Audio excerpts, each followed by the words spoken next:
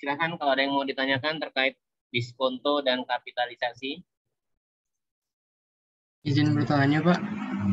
Ya, Tentang debt rate, Pak. tentang apa? Debt rate. Debt rate. Debt rate pada saat menghitung cost of debt, Pak.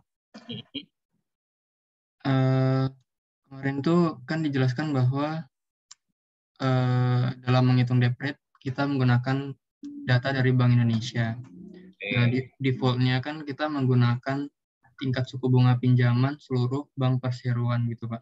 Nah, di situ saya kurang paham gitu, Pak, maksudnya gimana, dan apakah itu artinya kita nggak bisa langsung pakai suku bunga pinjaman bank di mana kita minjam sebagai cost of debt-nya gitu, Pak? Oke, siap. Nah, untuk debt rate atau tingkat suku bunga, yang lazim digunakan adalah menggunakan tingkat suku bunga Bank Indonesia. Ini yang lazim digunakan ya. Artinya namanya lazim berarti memang usually atau biasanya digunakan seperti itu. Tapi ada beberapa case di mana contoh perusahaan pinjamnya ke asing, bukan ke bank lokal Indonesia. Jadi kita tahu nih banknya bank mana, misalnya bank HSBC di Malaysia atau di Singapura. Maka untuk debt rate-nya kita bisa mengacu pada tingkat suku bunga mereka. Kalau kita tahu perusahaan ngutangnya di mana aja. Ya. Tapi in case ketika perusahaan ngutangnya di banyak perbankan, ada yang di Mandiri, BRI, BNI, BCA, dan seterusnya. Dan itu variabel perbankannya beda-beda. Ada yang Persero, Bank Daerah, Bank Nasional, Bank Swasta, dan seterusnya. Maka untuk case seperti ini, digunakanlah yang biasa digunakan, yaitu tingkat suku bunga Bank Persero di investasi. Pinjamannya sifatnya pinjaman investasi. Jadi seperti itu. Tapi kalau misalnya teman-teman tahu dia utangnya kemana, atas struktur modalnya, maka bisa menggunakan tingkat debt rate atas bank tersebut. Tapi kalau banyak, maka gunakan Persero. Nah, debt rate pun nanti tergantung ya teman-teman ya. Ketika tingkat pinjamannya pinjaman rupiah, maka tingkat suku bunganya juga gunakan suku bunga rupiah. Ketika pinjamannya pinjaman dolar, maka tingkat suku bunganya juga gunakan tingkat suku bunga US dollar.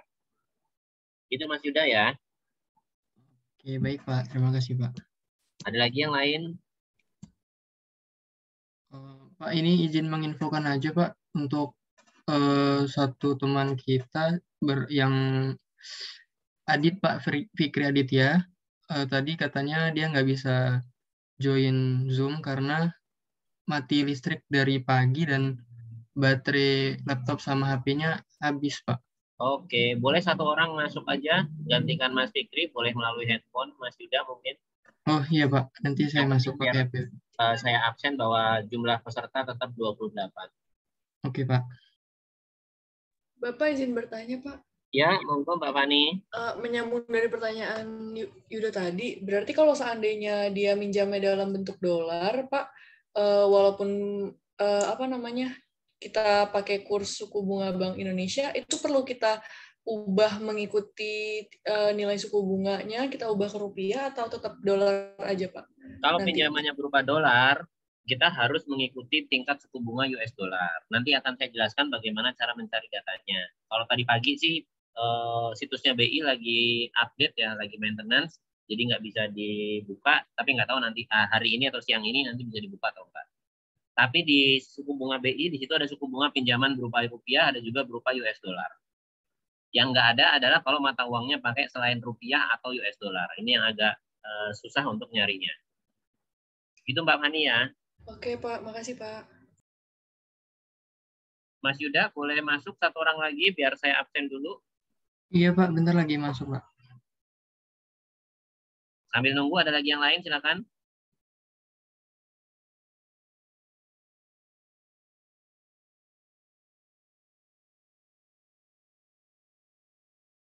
Silakan ada lagi yang mau ditanyakan yang lain. Sambil nunggu Mas Yuda masuk.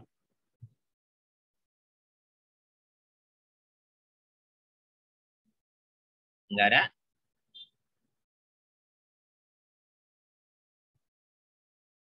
Oke, kalau nggak ada sambil nunggu nanti Mas Yuda masuk menggantikan biar tetap absennya 28 orang ya. sedikit, oh ini udah masuk. Oke, saya izin absen dulu sebentar kalau gitu.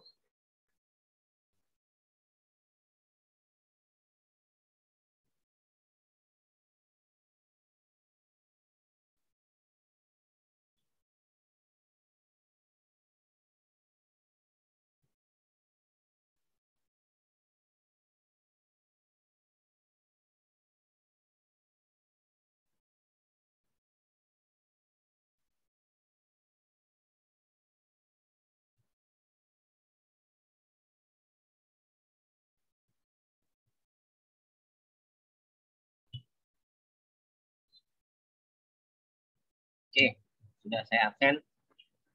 Ya, Mas sudah keluar lagi nggak apa-apa. Iya, Pak. Oke, terima kasih ya Mas Yuda ya. Saya sedikit menjelaskan, kalau nggak ada pertanyaan nanti mungkin sambil saya menjelaskan teman-teman bisa bertanya kalau ada yang kurang jelas. Dalam penilaian bisnis ada beberapa tingkat diskonto yang harus teman-teman pahami bagaimana cara menghitungnya, mencarinya, data-datanya, dan seterusnya. Yang pertama cost of equity atau COE. Cost of equity atau COE ini adalah tingkat diskonto atas ekuitas. Tingkat diskonto atas ekuitas. Yang kedua COD, cost of debt atau tingkat diskonto atas hutang. Ya, COD atau cost of debt adalah tingkat diskonto atas hutang. Yang ketiga WACC atau weighted average cost of capital adalah tingkat diskonto atas cost of capital. Di mana cost of capital ini terdiri dari dua ya, hutang dan ekuitas. Nah, tiga ini dari sisi pasifa atau dari sisi hutang dan ekuitas. Sementara yang tiga lainnya ini adalah dari sisi aktiva. Ada yang disebut WARA, weighted average return on asset atau weighted analysis return on asset. Nah, ini yang disebut WARA. WARA ini adalah tingkat diskonto atas return on asset atau tingkat diskonto atas asetnya perusahaan. WARA terdiri dari return on NTAP atau tingkat diskonto atas net tangible asset value atau nilai aset berwujudnya. Yang kedua return on IAV atau return on intangible asset value atau tingkat diskonto atas aset tidak berwujudnya. Ini ya. Ini 6 hal atau 6 tingkat diskonto dalam penilaian bisnis yang sering digunakan dan harus dipahami oleh teman-teman. Saya akan menjelaskan satu persatu dimulai dari COE atau cost of equity. Cost of equity atau COE ini teman-teman bisa lihat ya rumusnya banyak. Rumusnya banyak. Kemarin sudah di YouTube ada ya, ada DDM, dividend discount model yang tipe 1, tipe 2, di mana ada common stock, ada yang preference stock, dan seterusnya. Nah, untuk hari ini, siang ini, saya akan menjelaskan terkait dengan CAPM, Capital Asset Pricing Model. Ya, di mana rumus CAPM adalah cost of equity ini sama dengan risk free ditambah dalam kurung beta dikali risk premium market. Atau di beberapa referensi rumusnya risk free ditambah dalam kurung beta dikali dalam kurung risk market dikurangin risk free. Ini ya. Apapun rumusnya sebenarnya sama. Apapun rumusnya sebenarnya sama. Di sini risk market dikurangin risk free, inilah yang disebut risk premium market. Jadi cuma penjabaran aja rumusnya seperti ini. Nah, hari ini saya akan mencoba menjelaskan ke teman-teman bagaimana cara mencari dan menghitung tingkat diskonto masing-masing ini. Saya mulai dari CAPM atau dari cost of equity dengan menggunakan metode atau teknik CAPM.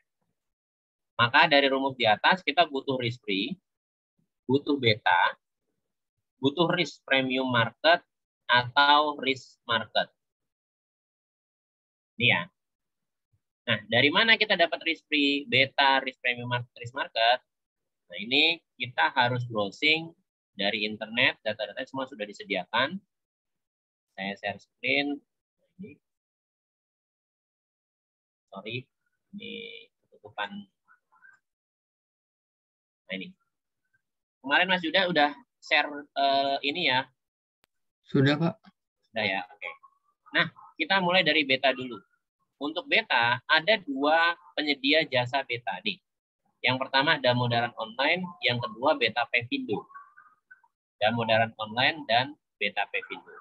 Ini adalah 2 yang menyediakan beta. Oke. Ada Rispri. Rispri didapat dari mana? Ini. Rispri bisa menggunakan Rispri BI 7 day repo rate, atau bisa menggunakan Rispri obligasi Indonesia 10 tahun. Bedanya apa? Untuk obligasi Indonesia 10 tahun, ini kalau teman-teman menilai perusahaan di mana diproyeksikan masih bisa dari growth gitu ya, akan maturity 7 tahun mendatang, 5 tahun mendatang, 8 tahun mendatang, maka Rispri-nya menggunakan Rispri obligasi Indonesia selama 10 tahun. Tapi ketika perusahaan teman-teman analisis sudah pada fase maturity, di mana di posisi business life cycle atau life cycle cost of bisnisnya pada posisi maturity, maka Rispri yang digunakan adalah Rispri menggunakan BI 7 day repo rate. Kenapa? Karena kalau perusahaan saat ini maturity, ya berarti bisnisnya saat ini sudah stabil. Kalau bisnisnya sudah stabil, maka dia bisa menghasilkan uang dalam waktu cepat. Nah, di sini menggunakan BI yang 7 day. Artinya dia investasi hari ini, 7 hari lagi dia dapat uangnya atau dapat pengembaliannya. Kalau yang obligasi ini tergantung dari masa kira-kira perusahaan sampai stabilnya, sampai maturity-nya kapan. Ya, nah ini untuk Rispri. Saya mulai dari yang pertama, Rispri-nya kita menggunakan obligasi Indonesia 10 tahun. Oke. Nah ini ada di investing.com. Ada di investing.com.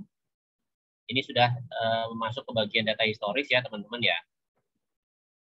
Ini data historis imbal hasil obligasi Indonesia 10 tahun. Kita ambil obligasi 10 tahun, asumsinya artinya dalam DCF, discounted cash flow method misalnya, maka perusahaan ini dari fase sekarang mungkin growth, mungkin launching, mungkin growth fase 2 dan seterusnya, dia akan diproyeksikan selama 10 tahun ke depan. Akan diproyeksikan selama 10 tahun ke depan. Atau mungkin 7 tahun, 8 tahun, dan seterusnya. Karena obligasi ini hanya ada 1 tahun, 2 tahun, 3 tahun, 5 tahun, dan 10 tahun, maka ketika proyeksinya lebih dari 5 tahun, maka Rispri-nya bisa menggunakan Rispri atas obligasi yang tenornya 10 tahun. Nah, di sini di pasar obligasi, ini akan ada nih. Indonesia 10 tahun, Indonesia 3 tahun, Indonesia 1 tahun, ada juga Jepang 10 tahun, Singapura 10 tahun, Australia 10 tahun. Nah, ketika kita melihat di sini, misalnya perusahaan yang kita nilai adalah perusahaan di Singapura, maka jangan menggunakan obligasi yang 10 tahun atas Indonesia, tapi gunakan obligasi 10 tahun Singapura. Atau perusahaan yang kita nilai adanya di Jepang, ya gunakan obligasi Jepang yang 10 tahun. Nanti ketika diklik akan muncul yang sama seperti ini. Ada Jepang 10 tahun, Jepang 5 tahun, Jepang 3 tahun, dan 1 tahun, dan seterusnya. Nah ini ya, tinggal teman-teman pilih mau data obligasi yang mana. Oke. Nah ini saya ambil contoh yang 10 tahun. Nah, dari obligasi ini yang 10 tahun, kita harus tahu tanggal penilaian tanggal berapa. Contoh misalnya 31 Desember 2019 ya, saya buatnya ya. Saya ambil obligasi selama setahun di tahun 2019. Oke, 19. Ini ya. 19. Berlakukan. Nah, maka ini adalah obligasi 10 tahun yang keluar selama tahun 2019. Oke, ya. Nah, yang dibutuhkan ini boleh teman-teman download ya. Bisa di-download gratis di sini, free. Ini ada unduh. Nanti unduhannya berupa Excel. Dan ini hanya bisa diambil setahun, dan seterusnya. Tidak bisa langsung 10 tahun, 3 tahun, itu nggak bisa. Harus tahun-tahun. Nah, yang dibutuhkan di sini, yang biasanya digunakan adalah nilai rata-rata obligasinya, nih, atau nilai Q2 atau mediannya. Ini yang biasa digunakan teman-teman penilai se-Indonesia ya, mau DJP, DJKN, mau penilai publik, biasanya menggunakan rata-rata atau median. Nah, Kapan menggunakan rata-rata, kapan menggunakan median, nah itu bebas karena tidak ada ketentuannya. Saya sendiri lebih cenderung menggunakan median. Kenapa kok saya menggunakan median? Karena dalam statistik itu hanya dikenal Q1, Q2, Q3. Yang mana Q2 ini kita sebut sebagai median, bukan rata-rata. Jadi dasarnya saya menggunakan statistik, saya menggunakan median atau Q2-nya. Nah, sementara yang lain menggunakan rata-rata, boleh atau enggak? Boleh. Dasarnya apa ya? Karena kita menggunakan average-nya dalam setahun. Rata-rata risk-free dalam setahun, enggak ada masalah. Gitu ya. Nah, ini contoh rata-ratanya 7,509. Oke, ini saya coba masukkan ke kertas kerja. Saya 7,509%. Oke, nah ini cara mencari risk free dari investing.com. Oke, ada di sini ya, tinggal teman-teman coba buka sendiri kalau mau coba. Atau yang risk free dari BI 7-day repo rate. Nah ini tadi masih maintenance, nggak tahu, sekarang kita coba ya. Nah ini ada, sip. BI 7-day repo rate. Nah ini teman-teman bisa melihat repo rate-nya seperti ini. Jadi investasi yang hanya 7 hari keluar, 7 hari keluar. Dia jauh lebih rendah. Ya, jauh lebih rendah daripada yang tenornya lebih lama. Oke, bisa nggak pakai ini? Bisa. Tinggal tahun berapa sampai tahun berapa nih sama nih. Digunakan aja di sini tahunnya misalnya 2019 dari Januari tanggal 1 ini sampai 2019 Desember tanggal 31. Cari. Oke. Nah, ini nanti teman-teman download ya tabelnya ya nih. Cetak atau di-download boleh. Tapi di sini tidak terlalu muncul banyak. Ini tampilannya seperti ini. Nanti tinggal boleh menggunakan average, boleh menggunakan median. Boleh menggunakan average, boleh menggunakan median. Oke, ini ya. Nah, ini data-datanya silakan di-download. Oke, ini BI 7-day repo rate. Oke, saya kembali ke sini. Kita ke kertas kerja. Nah, untuk risk free, ini yang risk free digunakan ini risk free untuk di Indonesia. Tadi seperti yang saya contohkan, kalau mau Singapura ya pakai obligasi Singapura 10 tahun, Jepang, obligasi Jepang 10 tahun, dan seterusnya. Nah, untuk risk free sampai sini ada yang bertanyakan, silakan. Atau masih mengikuti risk free-nya? Masih, Pak. Oke, saya lanjut ya, kalau masih ya. Itu risk free. Yang kedua yang kita butuhkan adalah data beta. Oh, iya, sorry. Risk free ini, kapan tadi saya sebutkan ya, bahwa kapan saya menggunakan BI 7-day repo rate, kapan menggunakan obligasi, ini tergantung dari siklus bisnis perusahaan. Gitu ya, tergantung dari siklus bisnis perusahaan. Atau yang kita sebut bisnis life cycle. Nah, kapan menggunakan 10 tahun, 5 tahun, 3 tahun, ini merupakan perkiraan atau proyeksi dari masa saat ini sampai perusahaan kita sebutkan maturity. Atau sampai perusahaan kita proyeksikan sampai maturity berapa tahun. Oh, sekarang perusahaan pada fase growth, fase 2. Kemungkinan maturity 3 tahun lagi. Maka gunakan obligasi yang 3 tahun. Kemungkinan maturity 5 tahun lagi, maka gunakan obligasi yang 5 tahun. Kemungkinan maturity 8 tahun lagi, gunakan obligasi yang 10 tahun. Itu ya teman-teman ya. Jadi kapan menggunakan 5 tahun, 10 tahun, 3 tahun, kapan menggunakan repo rate. Ya kalau nilainya saat ini perusahaan sudah maturity dan menilainya pada posisi sekarang, ya gunakan repo rate. Gitu. Nah itu gambarannya untuk risk free. Nah yang kedua beta, ada 2 penyedia jasa beta. Yang pertama Damodaran.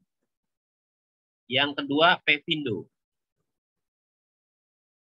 Yang pertama Damodaran, yang kedua Pevindo. Ya, nah saya akan coba buka yang Damodaran dulu.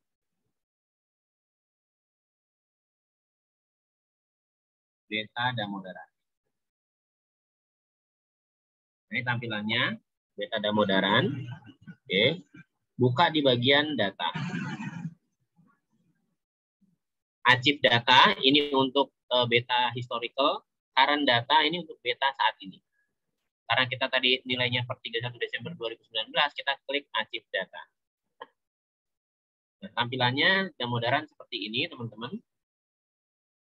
Ada 5 kolom di sini, US, Europe, Japan, Emerging Market, Global. Untuk yang di bawah kolom US ini, artinya semua data-data di sini hanya khusus untuk Amerika saja. Yang di kolom 2, Europe, artinya semua data yang ada di sini khusus untuk Eropa saja. Yang ketiga, Japan, maka semua yang ada di sini khusus untuk Jepang saja. Nah, Indonesia masuk ke dalam emerging market. Apa itu emerging market? Emerging market adalah suatu bentuk organisasi gabungan seperti OPEC, ASEAN, terus mungkin APEC, gitu ya, termasuk Perserikatan Bangsa-Bangsa atau PBB. Nah, ketika ketika negara yang akan kita cari tergabung dalam organisasi G20, misalnya ya, terkait dengan ekonominya, maka kita masuk ke emerging market. Semua data-datanya akan kita cari adanya di kolom yang keempat ini. Tapi ketika ada yang kita nilai perusahaannya di negara yang tidak masuk ke gabungan G20, ASEAN, OPEC, APEC, dan seterusnya, ini akan masuk datanya ke dalam bagian yang global di sini. Atau sisanya selain yang 4 di depan ini, itu akan masuk ke global. Nah, ini membedakannya untuk data Damodaran. Nah, tinggal yang kita butuhkan apa? Beta nih. Levered and unlevered beta by industry. Beta yang kita butuhkan ya. Beta bagian emerging market. Di sini ada 1.12, 1.13, 1.14, 1.15, dan seterusnya. Kalau kita mau mencari data tahun 2019 ya, maka kita membaca data ini 1/20, artinya inilah data tahun 2019 yang diterbitkan di Januari tahun 2020. 1/19, maka ini data tahun 2018 yang diterbitkan di Januari tahun 2019. Itu ya. Nah, karena kita mau ngambil data tahun 2019, ini saya klik yang 1/20. Dia akan download sini. Teman-teman bisa lihat hasil downloadnya ya, sebelah kiri ya. Kelihatan nggak Mas Yuda ya? Terlihat, Pak. Terlihat ya. Di sini tulisannya beta emerging 19. Yang saya klik tadi yang 1/20. Oke, ini saya buka.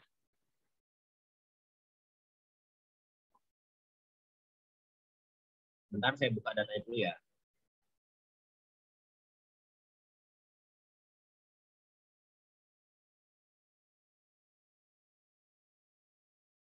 Nah, ini beta emerging di tahun 2019. Nah, Damodaran di sini sudah membuat masing-masing industri. Di sini ada industri name-nya apa? Advertising, aerospace, dan seterusnya. Ada number of firm di sini. Dari industri advertising, sampel yang digunakan Damodaran adalah sebesar 103 sampel perusahaan yang ada di emerging market. Ya, 103 perusahaan yang ada di emerging market. Tapi yang jadi masalah, kita nggak tahu perusahaan yang 103 ini salah satunya di Indonesia atau tidak. Yang disampel ada di Indonesia atau tidak. Jangan-jangan semuanya nggak ada di Indonesia. Atau sebaliknya, yang 103 ini ternyata semuanya di Singapura nih. Negara lain nggak ada, tapi dia men-set bahwa ini emerging market. Nah, jadi yang 103 ini kita tidak akan pernah tahu datanya ini perusahaan mana saja dan di mana saja. Gitu ya teman-teman ya. Kita nggak akan pernah tahu nih. Terus berikutnya di sini ada beta. Beta di sini ini adalah beta industri atas advertising dari sampel 103 perusahaan. Ternyata beta advertising, beta industri advertising atas 103 perusahaan itu 1,5. Jadi 1,5. Di mana debt to equity ratio average-nya itu 14,344.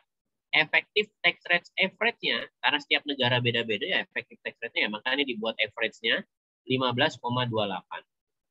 Nah, untuk data kebutuhan penilai tidak membutuhkan beta ini. Tapi yang kita gunakan yang unlevered beta. Ini ya, bagian sini ya. Yang kita gunakan adalah unlevered beta. Contoh misalnya yang mau saya nilai adalah industri aparel. Ini ya, aparel ya. Industri aparel. Di sini unlevered betanya 0,58. Ya, ini unlevered beta.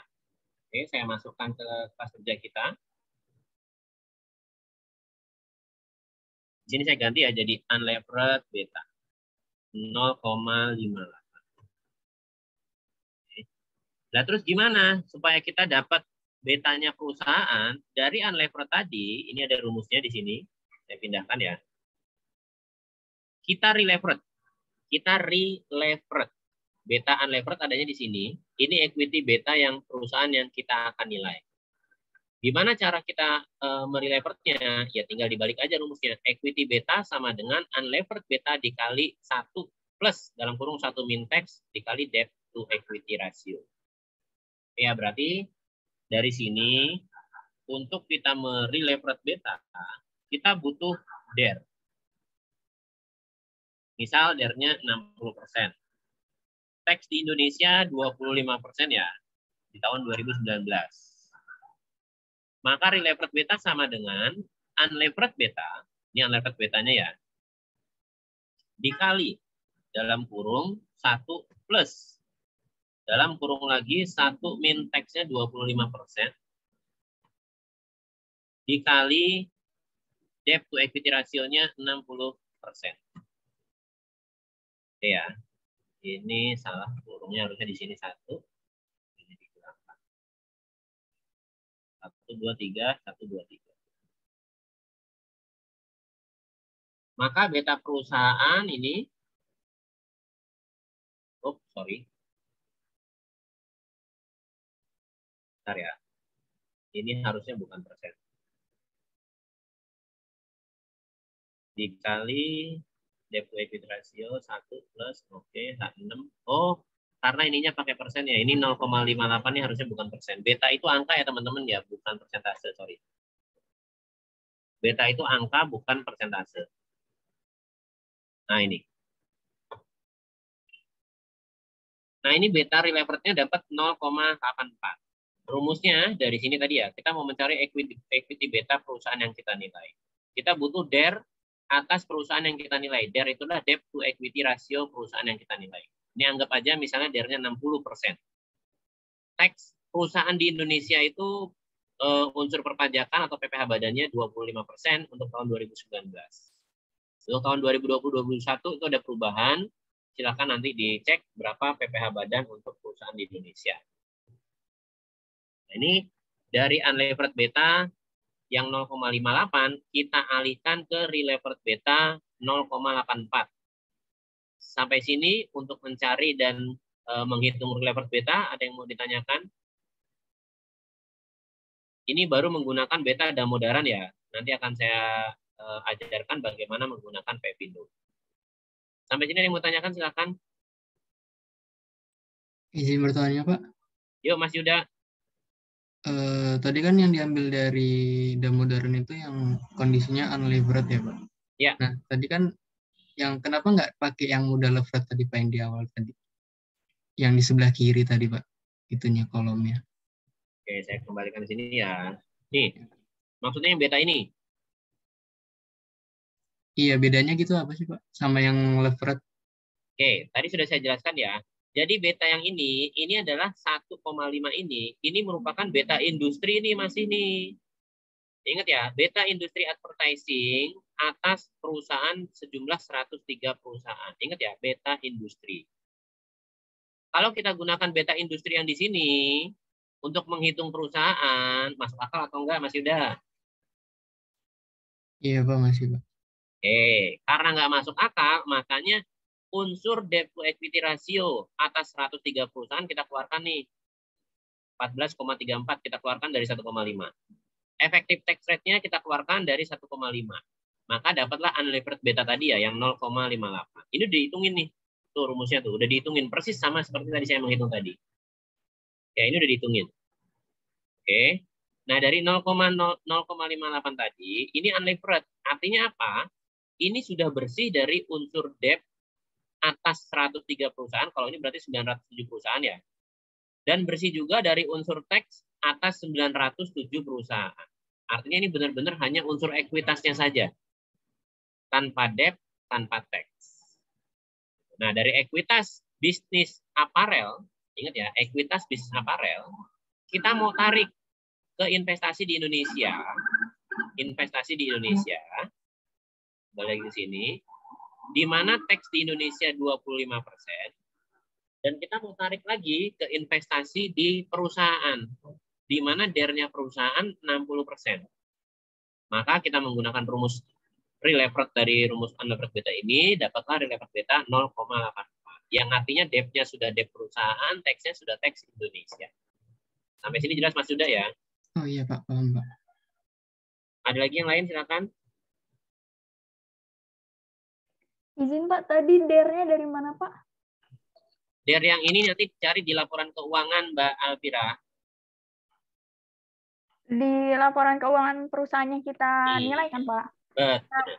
Terus Pak, kalau misalnya kita nyari langsung beta perusahaannya aja yang mau kita nilai itu bisa nggak Pak? Kalau misalnya Yahoo Finance itu kan biasanya ada tuh Pak. Oke, betul Mbak. Kalau perusahaan-perusahaan terbuka, betul, betanya ada semua. Di Yahoo Finance, di Pepindo, itu ada semua. Tapi kalau saya kasih case-nya, saya jelaskan tentang perusahaan terbuka, ketika suatu saat Mbak Alfira dapat perusahaan tertutup, di mana betanya tidak ada di Yahoo Finance, bisa jawab nggak? Nggak bisa Pak. Gitu ya. Makanya di sini saya jelaskan bagaimana cara mencarinya dulu nih. Ketika case-nya yang Mbak Alvira dan teman-teman pegang untuk tim tugas kelompok ya, itu betul, itu perusahaan terbuka. Kalau perusahaan terbuka ya betanya langsung pakai aja. Karena sudah ada betanya masing-masing perusahaan tuh. Betanya pakai aja, nggak apa-apa. Tapi in case ketika teman-teman nanti disuruh nilai perusahaan tertutup di dunia real, teman-teman tahu nih cara mencari relevered beta atas perusahaan tersebut. Karena perusahaan tertutup tidak akan pernah ditemukan betanya.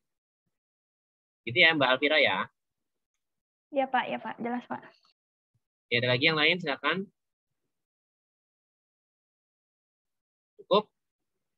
Kalau cukup, saya lanjutkan. Ini tadi dari Damodaran ya teman-teman ya. Ini dari Damodaran. Oke. Disama ini 0,58. Oke. Sekarang saya coba jelaskan dari Pepindo.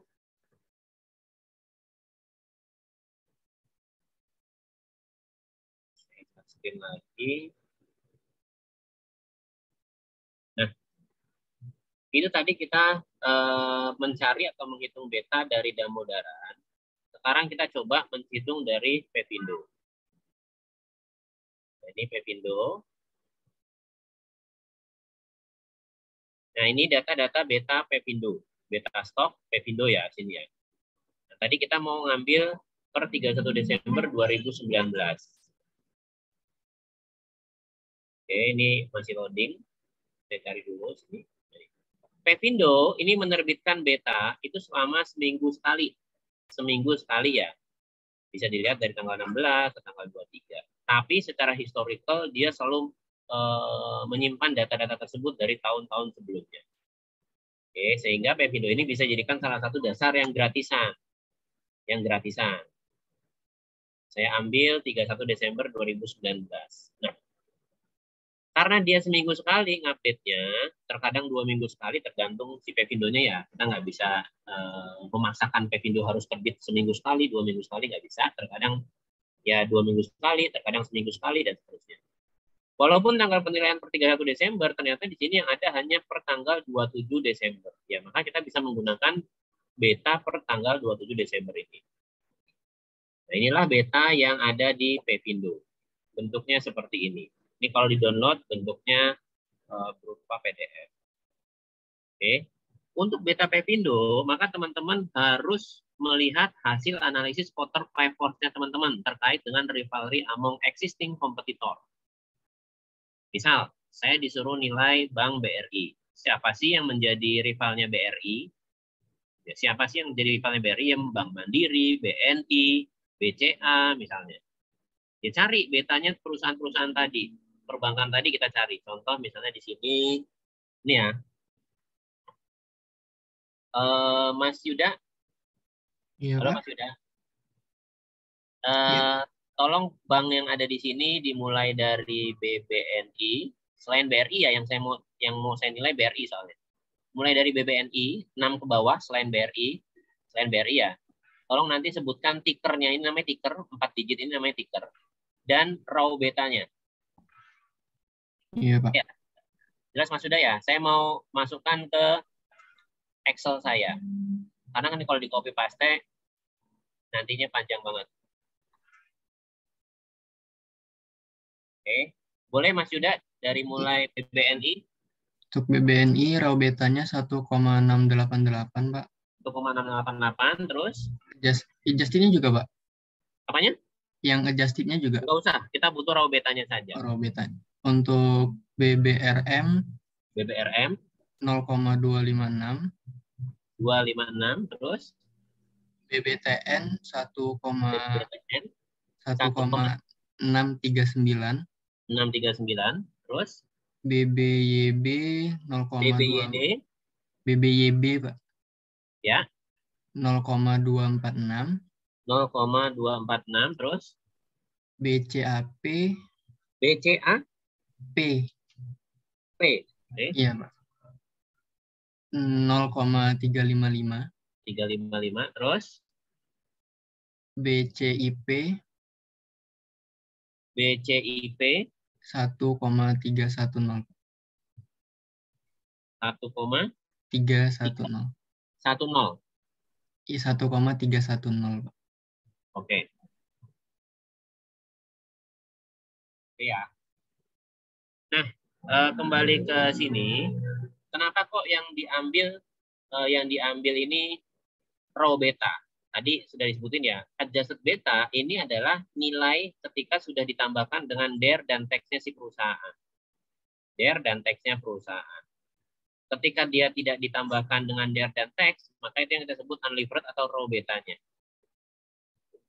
Oke ya. Inilah raw betanya. Oke. Saya kembali ke screen. Tapi kalau teman-teman mau menggunakan langsung ya kayak tadi misalnya kan di Yahoo ada Yahoo Finance ada. Oke, itu langsung gunakan yang adjusted, jangan yang menggunakan yang raw. Nah, ini unlevered betanya ya. Unbeta.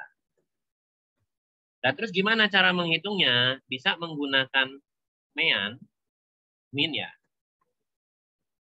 Sorry. Min dari data-data ini atau menggunakan median.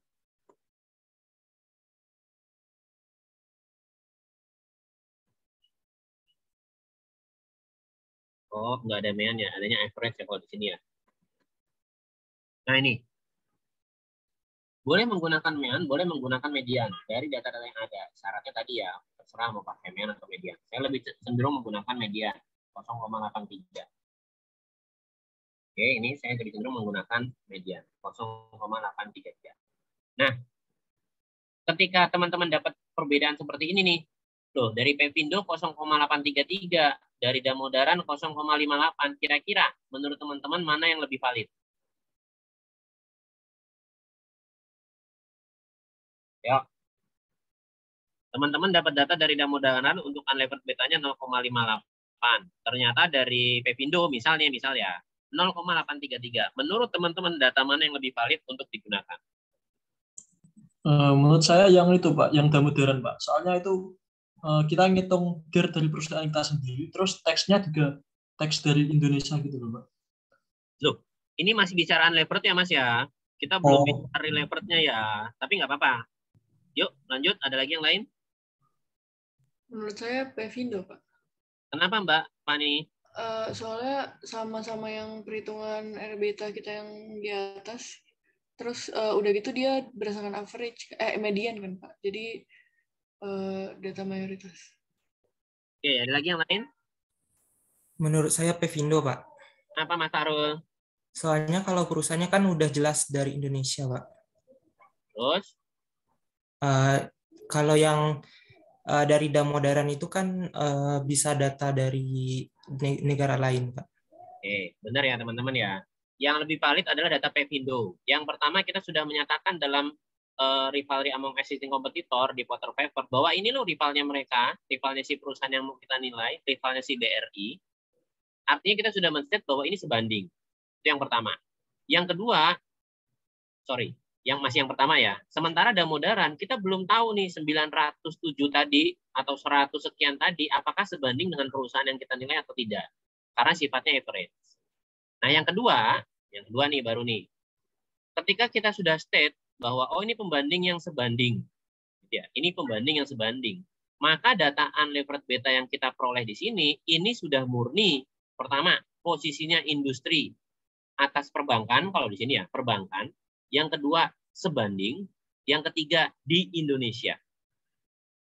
Artinya secara wilayah atau secara geografis, perusahaan yang kita jadikan pembanding benar-benar punya kondisi makroekonomi dan mikroekonomi yang sama dengan objek yang kita nilai. Sementara data Damodaran, seperti yang tadi saya jelaskan, yang 900 tadi, walaupun sama-sama ekuitas, tapi kita nggak tahu di negara mana aja, Singapura, Malaysia, Brunei misalnya. Kita nggak tahu. Sehingga kalau dinyatakan valid mana? Valid menggunakan Pevindo. Ya teman-teman ya, valid menggunakan Pevindo. Ini sama-sama levered beta. Gimana Mbak Fani? Berarti kalau seandainya perusahaan yang kita nilai itu perusahaan Indonesia langsung aja pakai Pevindo gitu Pak? Ya, lebih tepatnya seperti itu Mbak Fani. Oke Pak. Ya, ada lagi yang lain? Oke, kalau nggak ada saya lanjut ya. Ini baru unlevered beta ya. Kita cari relevered betanya. Kita pakai rumus yang di atas saja.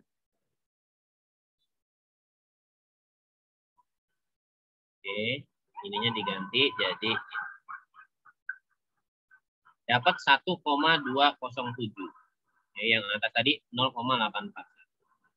Maka dapatlah beta atau relevered beta perusahaan yang kita nilai. Tinggal mau pakai yang mana ya? Saya pakai Pevindo dong. Oke. Untuk beta sampai sini ada yang mau ditanyakan teman-teman? Sebelum kita lanjut ke risk premium. Izin bertanya Pak. Yuk Mas Afan.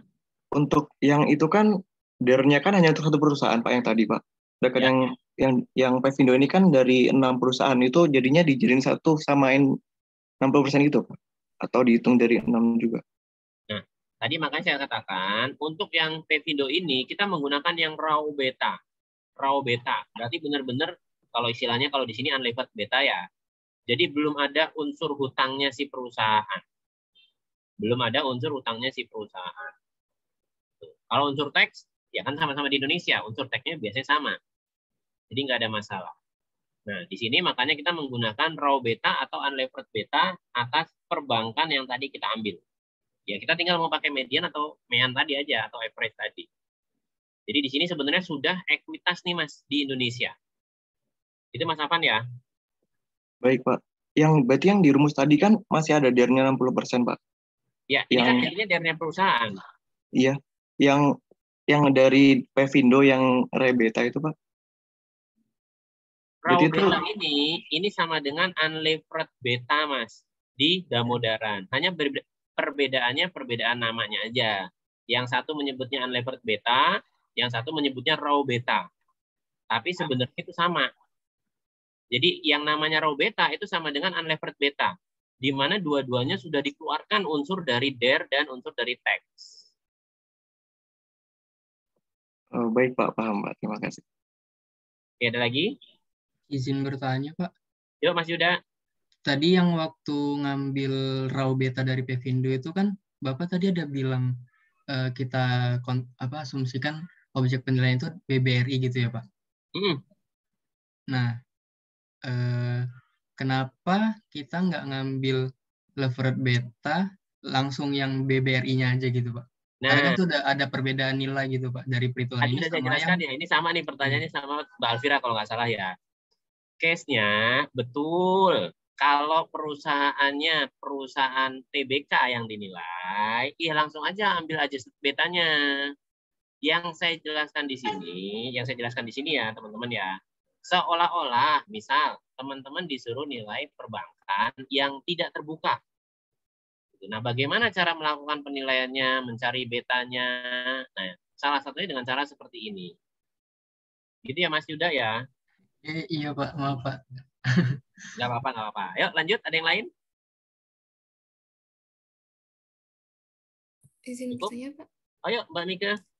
Kalau misalnya yang kan tadi dicari raw beta dari objek yang sejenis itu kan Pak, itu emang harus 6 atau semuanya yang sejenis Pak?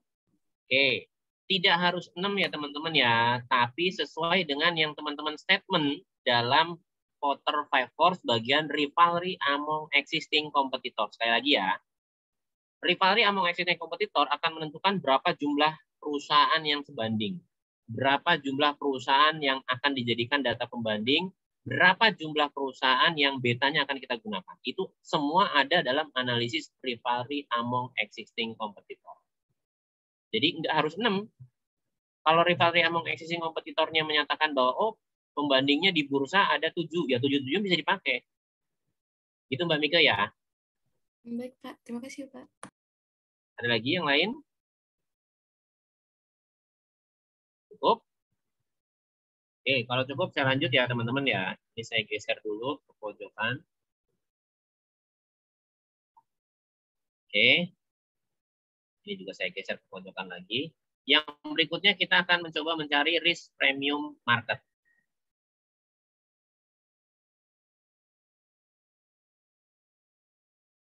Oke, saya share screen. Ini ya. Risk premium market, penyedia datanya ada 2. Yang pertama Bloomberg. Yang pertama adalah Damodaran. Yang kedua market risk premium. Tadi Damodaran ada ya. Jadi ya nanti kita buka lagi Damodaran, kita geser dulu nih. Bloomberg juga punya. Kalau teman-teman punya Bloomberg, Reuters, Yahoo Finance itu ada juga. Itu ada juga ya. Tapi itu biasanya berbayar. Kalaupun ada gratisan ya dipakai aja. Nah, untuk Damodaran dulu, ini di sini ada pada risk premium for other market. Risk premium for other market sini ya. Nah, ini semua ada di sini. Karena kita tanggal penilaiannya 31 Desember 2019, maka saya download yang 1/20. Ini ya. Country Premium 2019. Oke, nanti akan saya buka.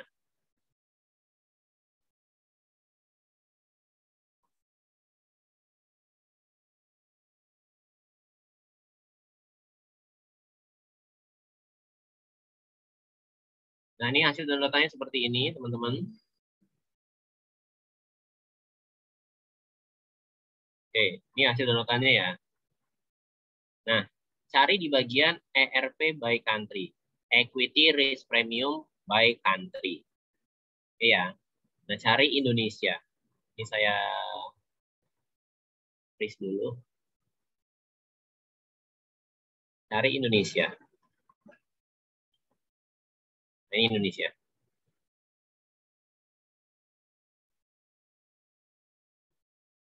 Ya, ini Indonesia. Nah, di sini ada country-nya Indonesia. Ada Moody's rating. Apa ini Moody's rating? Moody's rating ini adalah rating hutang. Rating hutang yang berlaku di Indonesia. Di sini BA2 di tahun 2019. Ini Moody's rating ini dimulai dari AA. Yang paling bagus adalah AA. Apa artinya A, B, C, dan seterusnya itu? A, B, C ini menandakan bahwa tingkat resiko gagal bayar perusahaan semakin ke A ya, maka semakin kecil untuk resiko gagal bayarnya. Begitu juga sebaliknya, semakin kecil dia, maka tingkat resiko gagal bayarnya akan semakin besar. Oke ya. Nah, di sini ada credit based default spread, nih. Rating based default spread ya. Ini adalah spreadnya. Perkiraannya simpangannya 1,59% untuk base default spread-nya. Jadi net spread bisa menambahkan atau mengurangi dari base yang ada di Damodaran ini. Oke. Nah, yang kita gunakan untuk equity risk premiumnya ini pada bagian total equity. Ini total equity ya. 7,08. Inilah equity risk premium. Apa itu equity risk premium? Yang dimaksud equity risk premium di sini adalah resiko apabila teman-teman investasi berupa saham di Indonesia. Ingat ya, investasi berupa saham di Indonesia. Maka equity risk premiumnya sebesar 7,08. Di sini juga ada country risk premium. Apa itu country risk premium? Sebesar 1,88. Ini adalah resiko tambahan atas investasi di Indonesia. Jadi investasi apapun di Indonesia itu sudah punya base, sudah punya resiko sebesar 1,88. Ya, saya mau investasi di Indonesia, berarti ada resiko 1,88 yang harus saya tambahkan dalam investasi saya atau dalam return yang akan saya harapkan dari investasi saya. 1,88-nya apa aja? Biasanya berupa perizinan, pembentukan badan usaha, dan seterusnya yang sangat sulit. Bahkan ketika kita mau buka rekening di bank pun kita harus punya paspor, visa, dan seterusnya untuk orang asing ya. Nah, ini gambarannya risiko country risk premium. Sorry. Nah, ini ya. Nah, di sebelah kanan di sini ada nih total equity risk premium. Ada juga equity risk premium sebesar 6,58. 6,58. Di sini juga ada country risk premium ada 1,38. Yang ini nggak kita pakai. Kenapa? Karena yang ini ada unsur sovereign CDS net of US. Jadi ini dari US ditarik ke Indonesia. Kalau ini langsung dari Indonesianya sendiri atau dari investasi di Indonesianya. Nah, ini dari investasi di US digunakan spread 1,17 sehingga dapatlah 6,58 ini total risk premium. Jadi dianggap bahwa investasi yang dilakukan di Indonesia itu ada pengaruhnya dengan ekonomi di Amerika. Ini untuk yang kanan ini ya. Untuk yang kanan ini ya. Ada pengaruhnya dari Amerika sana. Nah, penilai itu meyakini bahwa ini tidak berpengaruh. Jadi mau Amerika sedang seperti apa, kecuali kurs dolar ya. Kecuali kurs dolar. Amerika mau sedang ribut, rusuh, atau seperti apa, investasi di Indonesia itu nggak akan berpengaruh, kecuali nilai mata uangnya. Itu ya gambarnya. Maka kita gunakan equity risk premium sebesar 7,08. Oke, ini saya kembalikan ke kertas kerja kita. Ini saya geser dulu. 7,08%. Ya.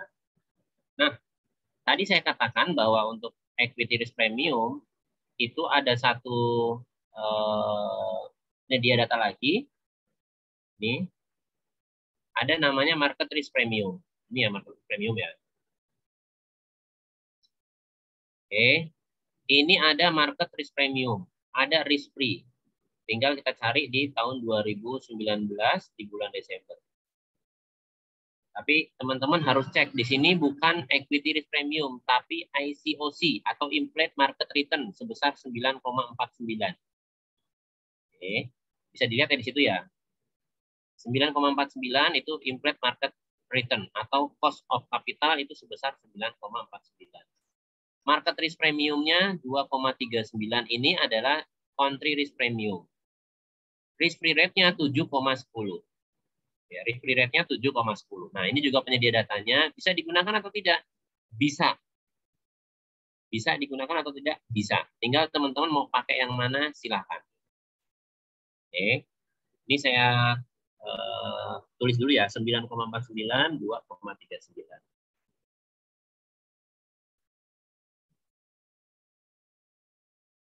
$9,49, 2,39. Yang tadi yang dari Damodaran, country risk premiumnya, sebentar saya buka lagi.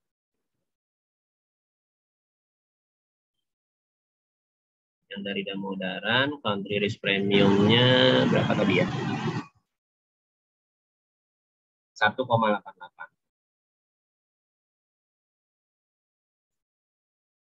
1,88, 7,08.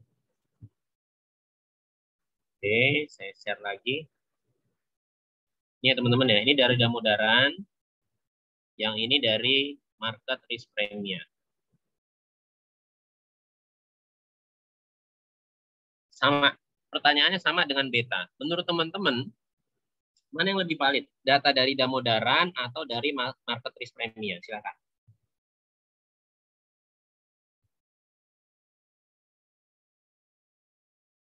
Pertanyaan sama kayak di atas tadi, sama dengan beta. Ada dua jenis penyedia data. Yang satu lokal, Indonesia punya. Yang satu Damodaran, ini global atau internasional.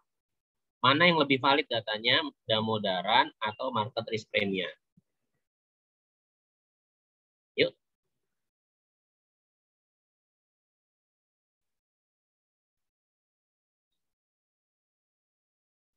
Nggak ada yang mau mencoba menjawab?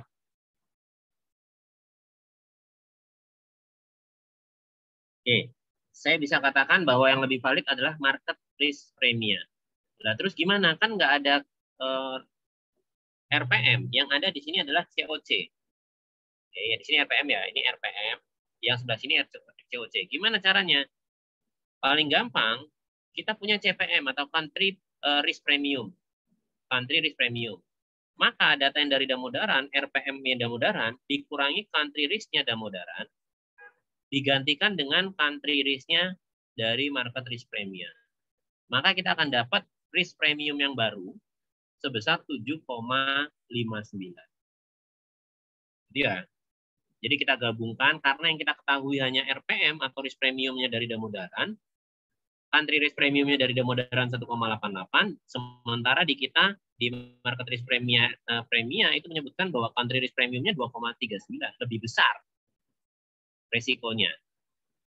Nah, sederhana analoginya saya katakan ke teman-teman, kira-kira kalau orang luar bilang resiko investasi di Indonesia 1,88, sementara Indonesia sendiri bilang investasi di kami itu resikonya 2,39. Kira-kira mana yang menurut teman-teman lebih valid? Yang dari lokal, Pak, informasinya. Ayo, kenapa kok yang lebih valid country risk premiumnya yang dari lokal? Karena orang pribumi, Pak. Ada yang punya jawaban yang lain? Oke. Orang luar hanya bisa memperkirakan, oh resikonya di Indonesia itu perizinan, pembentukan badan usaha, dan seterusnya. Sementara orang dalam ya, orang Indonesia sendiri itu bisa membreakdown 2,39 itu atas A, B, C, D, E, F, G, dan seterusnya. Itulah yang membedakan country risk premium by luar dengan by lokal yang 1,88 dengan 2,39. Sehingga lebih valid ya kalau datanya dari dalam negeri sendiri sebesar 2,39. Gitu ya, sehingga bisa dikombin seperti ini nih. Equity risk premiumnya Damodaran dikurangin country risk premiumnya ditambahkan dengan country risk premiumnya dari market risk premium. Boleh, boleh. Atau kalau teman-teman males, daripada kita cuma cari market risk premium yang 2,39, udah ini nggak usah kita pakai. Iya, ini nggak usah kita pakai. Kita langsung pakai aja data dari Damodaran 7,08%. Boleh? Boleh. Karena tidak ada ketentuan yang mewajibkan harus pakai dari Damodaran, bisa disandingkan dengan market risk premium atau menggunakan equity risk premium lainnya, tidak ada. Yang ada di setiap referensi hanya menggunakan equity risk premium. Gitu ya teman-teman ya. Sampai di sini terkait equity risk premium, ada yang mau ditanyakan silakan.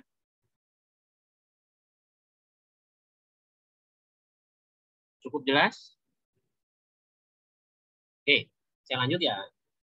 Nah, kalau sudah dapat equity risk premium 7,08, buat apa lagi nyari risk market?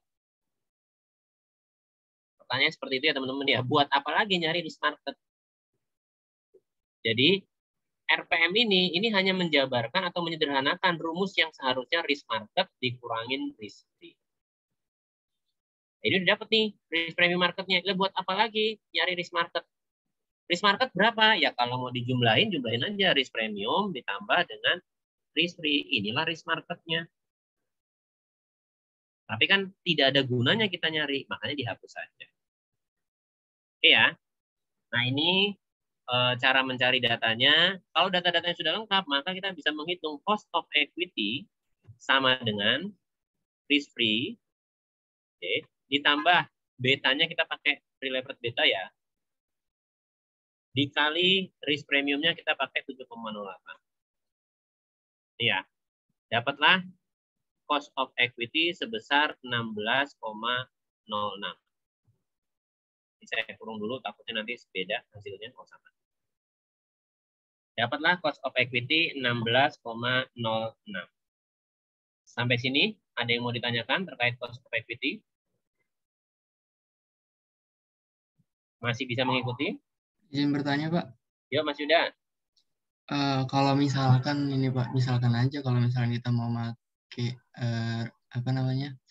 risk market gitu Pak, itu datanya bisa kita peroleh dari mana sih? Risk market adanya di IDX, di Yahoo Finance, di Bloomberg, di Reuters. Semua data di perusahaan terbuka adanya risk marketnya di sana. Dan itu sifatnya live. Risk market ini adalah tingkat balikan Mas sebenarnya. Kenapa dinamakan risk market? Risk return trade off ya. Nanti baru kita pelajari di pertemuan berikutnya di Januari. Dia trade off. Jadi risk market ini sebenarnya return dari tingkat pengembalian pasar. Sampai berapa persen, itulah yang disebut risk market. Gitu ya Mas Yuda ya. Kalau waktu semester lalu Pak di Mankul itu dosen saya bilang risk market itu bisa dilihat dari return IHSG gitu Pak. Bener nggak sih Pak itu? Nah ini yang harus saya lurusin ya. Nah itu Pak. Yang bilang bukan saya Mas ya. Dosen Mankul di semester lalu Pak, dosen saya. Oke. IHSG adalah indeks harga saham gabungan. Ingat ya, IHSG adalah indeks harga saham gabungan. Kalau saya disuruh nyari risk market atas perusahaan BRI yang terdaftar di bursa, ya saya nggak bisa pakai IHSG. Kalau saya pakai IHSG, sama aja saya kayak Damodaran tadi, gabungin 500 perusahaan di bursa, seolah-olah risk marketnya satu. Gitu ya Mas ya. Nah yang benar, risk market itu sama kayak tadi ini nih, Beta Pevindo tadi nih, yang kita cari Beta Pevindo ini. Ini yang benar nih. Perusahaan yang sebanding, yang kita nyatakan sebanding yang mana? Yang sama-sama bank BNI, Bank Mandiri, BCA, Bank BTN, dan seterusnya. Risk market atas BNI berapa? Risk market atas Mandiri berapa? Risk market atas BCA berapa? Dan seterusnya. Kita menggunakan median. Itulah risk market median untuk perbankan atas objek yang kita nilai. Itu yang benar. Tapi kalau menggunakan IHSG, ya sama kayak Damodaran tadi, Mas. Bisa atau enggak? Bisa. Tapi enggak valid. Jelas ya, Mas Yuda ya? Jelas, Pak. Makasih, Pak. Oke. Ada lagi yang lain? Enggak apa-apa. Justru dengan Mas Yuda nanya seperti itu, sekarang jadi tahu nih bahwa, oh enggak bisa pakai IHSG selama kita masih bisa mencari data pembanding lainnya. Aparel, ya cari perusahaan-perusahaan aparel di bursa. Risk marketnya berapa? Ya cari. Nanti di average atau di median. Oke, ada lagi yang lain silakan. Cukup? Kalau cukup saya lanjutkan ya, teman-teman ya. Ini untuk mencari cost of equity. Yang berikutnya yang akan kita cari adalah cost of debt nih. Saya angkat ke atas. Cost of debt ini yang kita butuhkan adalah debt rate. Dapatnya dari mana? Kita gunakan BI. Oke. Untuk yang rupiah ya, kita gunakan indeks SEKI 1.26. Sementara untuk yang US dollar 1. Saya lupa 25 atau 27. Nanti coba dicek bareng-bareng ya. Oke. Sekarang kita buka.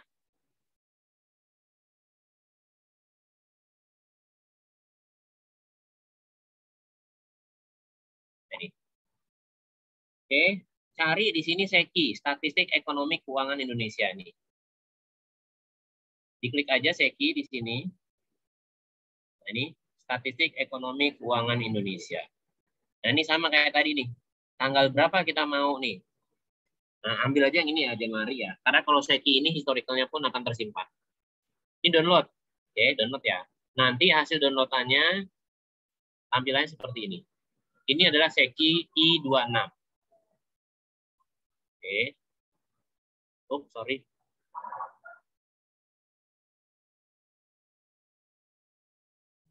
Nah, ini tampilannya seperti ini, teman-teman. Ini adalah SEKI I atau 126 ya nih ya, 126. 1.26, di mana menggunakan pinjaman berupa rupiah. Oke, tinggal dicari nih. Yang tanggal penilaian kita adalah 31 Desember 2019. Ini 2019 ya. Di sini ada bank pemerintah daerah, bank swasta, bank asing. Tadi saya katakan ketika Mas Yuda tanya pertama kali, kalau misalnya perusahaan pinjamnya di bank asing, mata uangnya rupiah, ya gunakan bank asing dan bank campuran mata uang rupiah atas pinjaman berupa investasi. Di tahun 2019 nih, ini saya freeze dulu. Ini ya. pinjaman investasi bank asing atau bank campuran di tahun 2019. Ini average ini. Average-nya 8,83. Oke. Pinjamannya di mana? Di bank umum. Nih, bank umum tuh, bank investasi. Tapi kalau misalnya pinjamnya nggak di satu bank, tapi di banyak bank, ada bank swasta, bank asing, bank pemerintah daerah, bank umum, maka lazimnya kita menggunakan bank persero investasi. Nih. Ingat ya, kalau pinjamannya tidak ke satu bank, tapi ke banyak bank yang jenisnya beda-beda, di situ ada bank persero juga, bank pemerintah daerah juga, bank swasta, bank asing, maka defaultnya menggunakan bank persero pinjaman investasi sebesar 9,75%. Oke ya, kita kembali ke kerja.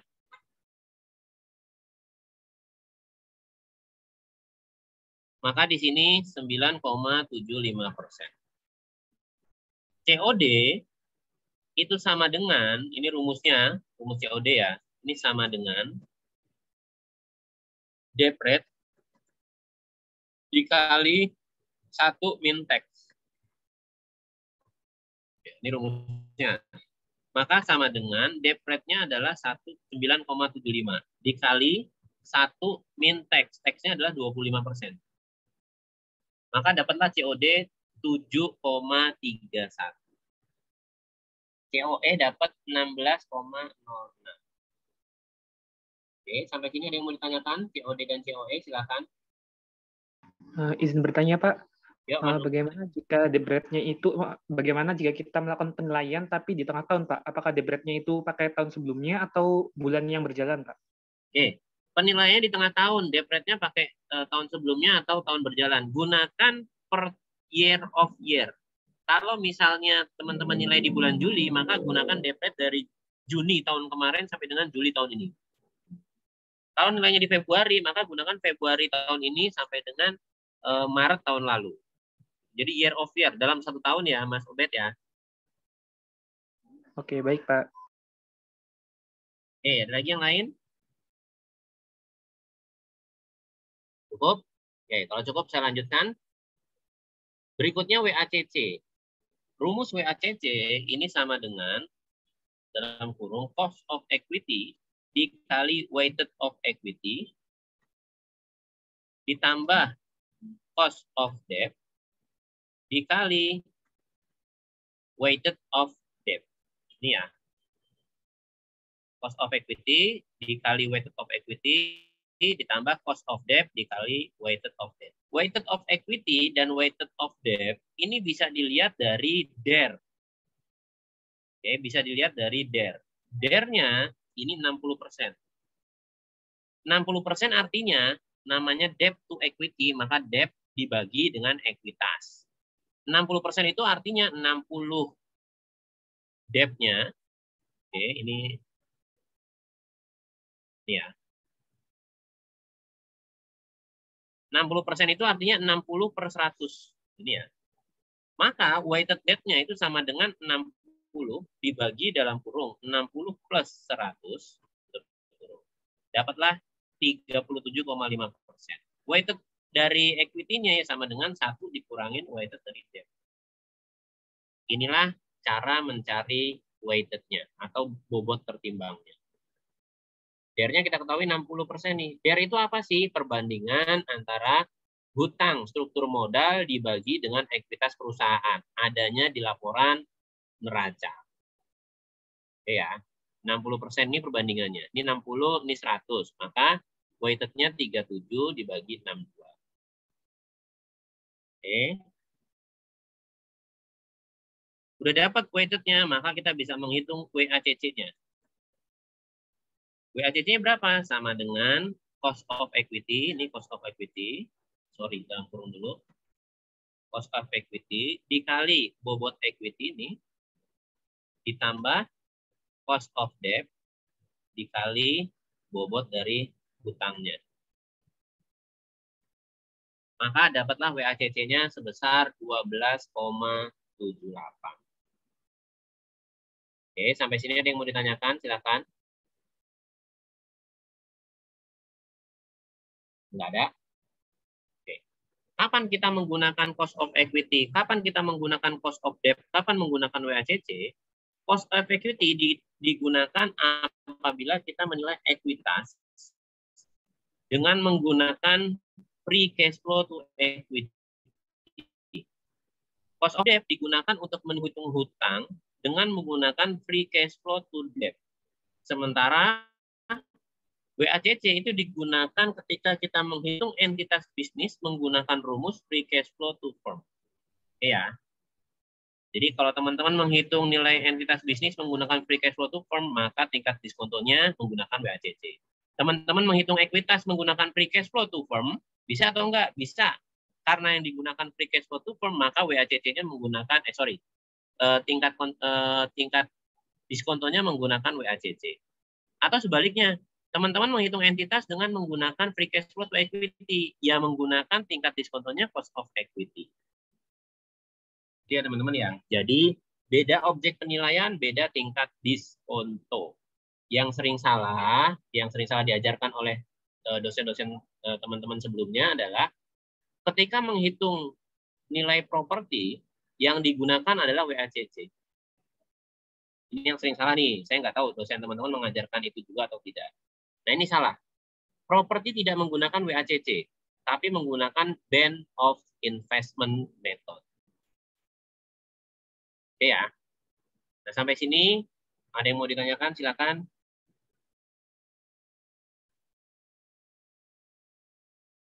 Ada? Masih cukup jelas, Mas Yuda? Saya masih sih, Pak. Oke, yang lainnya? Kalau nggak ada yang bersuara, saya malah bingung nih, jelas atau enggak. Oke, saya anggap jelas ya. Pertanyaan saya berikutnya. Ini yang kita sebut sebagai diskonto. Nah, berikutnya adalah bagaimana cara mencari kapitalisasinya. Oke. Di mana kapitalisasi atau cap rate itu sama dengan dis rate atau discount rate dikurangin growth. Masih ingat ya di YouTube-nya ya? Benar nggak? Benar, Pak. Benar, Pak. Pertanyaan saya, kalau saya mau menghitung tingkat kapitalisasi atas ekuitas atau saham, growth yang saya pakai, growth-nya siapa?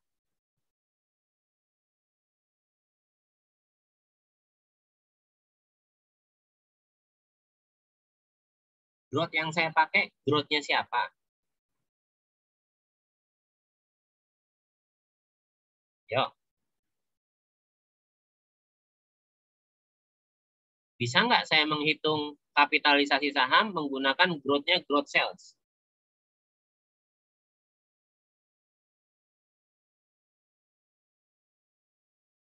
Yuk. Nggak ada yang bisa jawab?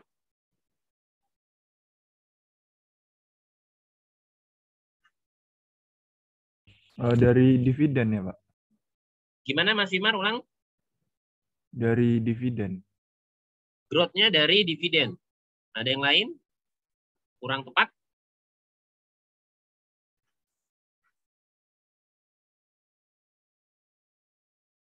Ada yang lain? Oke. Mungkin masih ingat? itu, Pak. Gimana Mas Yuda?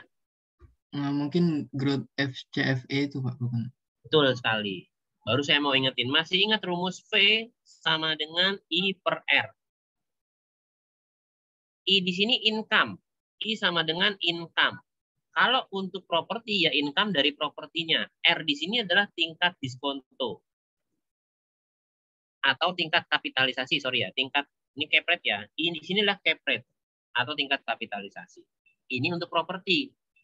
Nah, kalau untuk bisnis, income ini diganti jadi free cash flow.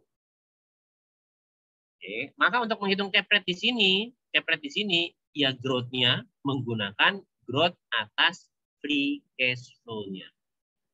Jadi kalau misalnya di sini COE, maka di sini growth-nya G-nya ya growth atas free cash flow to equity-nya. COD ya growth-nya adalah growth free cash flow to debt-nya. Di sini WACC ya growth-nya atas growth free cash flow to firm-nya. Ya, jangan salah ya, yang sering terjadi dan sering terjadi kesalahan adalah growth yang digunakan di sini adalah growth cells-nya.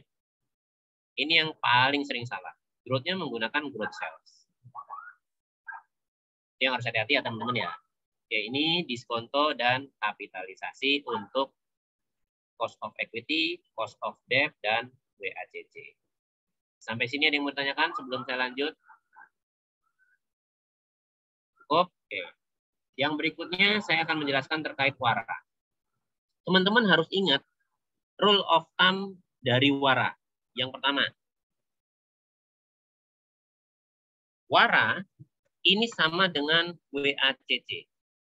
Dalam hal apa? Dalam hal apabila teman-teman tidak menilai atau tidak melakukan penyesuaian dan normalisasi. Artinya di sini nilai buku itu sama dengan nilai pasar. Ini sudah pasti nanti WARA sama dengan WACC. Ini rule of thumb yang pertama. WACC lebih besar dari WARA. Dalam hal apa? Ketika ada akun yang namanya selisih revaluasi aset. Ini rule of thumb-nya. Sampai sini jelas teman-teman? Masih jelas, Pak. Oke, masih jelas ya, Mas Yuda ya. Nah, kita bicara rumusnya. Rumus WARA sama dengan rumus WACC atau hampir mirip ya dengan rumus WACC. Di mana WARA ini sama dengan dalam kurung return on NTAV dikali weighted on NTAV ditambah return on intangible asset value atau return on IAV dikali weighted on IAV. Ini ya. Nah, ini rumus WARA. Hampir semua referensi rumusnya sama. Namun, ada beberapa referensi yang menambahkan. Ditambah lagi dengan return on current asset dikali dengan weighted on current asset. Ini ya. Oke, inilah rumus WARA. Nah, hampir semuanya pakai rumus yang pertama, tapi sebagian referensi menambahkan yang ketiga. Oke, teman-teman izin kita break dulu ya. Karena di sini sudah mulai azan, nanti mungkin kita lanjut sekarang jam 15.20. 15 menit lagi jam 15.35 kita masuk lagi ya, Mas Yuda dan teman-teman ya. Baik, Pak. Oke, silakan kita dengarkan azan dulu.